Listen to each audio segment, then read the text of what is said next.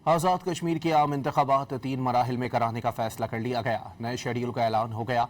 आज़ाद जम्मू कश्मीर के chief election commissioner ने आम इंतखाबात मरहला वार कराने का बाज़ाब्ता ऐलान कर दिया। आज़ाद जम्मू कश्मीर के चीफ इलेक्शन कमिश्नर ने आम इंतखाबात मरहला वार कराने का बाज़ाब्ता ऐलान कर दिया।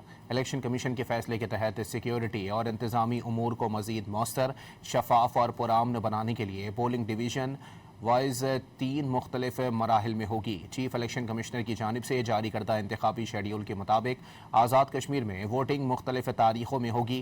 पहले मरहले में 27 जुलाई को मीरपुर डिवीज़न में पोलिंग होगी। पाकिस्तान में मुकीम कश्मीरी महाजरीन के 12 हलकों में इंतखाबात 2 अगस्त को होंगे।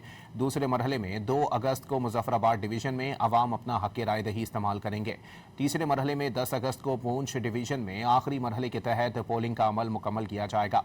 चीफ इलेक्शन कमिश्नर ने वाज़ेह किया है कि इंतखाबात के नताइज भी रिवायती अंदाज के बजाय मरहला वार ही जारी किए जाएंगे। सिक्योरिटी के हवाले से बात करते हुए उन्होंने कहा कि ये नहीं कहा जा सकता कि आज़ाद कश्मीर में हालात बहुत ख़राब हैं।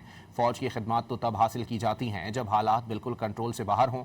हम मरहलावार इंतखाबात इसीलिए करा रहे हैं ताकि अमन व अमान कायम रहे और वोटर्स को शफाफ माहौल मिल सके। चीफ इलेक्शन कमिश्नर ने प्रेस कॉन्फ्रेंस में एतराफ़ किया कि आवाम और सियासी हलकों में ये शदीद शक व शुबहात पाए जा रहे हैं कि मौजूदा हालात के पेश नज़र शायद इंतखाबात मुलतवी कर दिए जाएं। ताहम इलेक्शन कमीशन ने हतमी मशावरत के बाद नज़र सानी शुदा ज़ाब्ता कार तैयार करके नया पोलिंग प्रोग्राम जारी कर दिया है।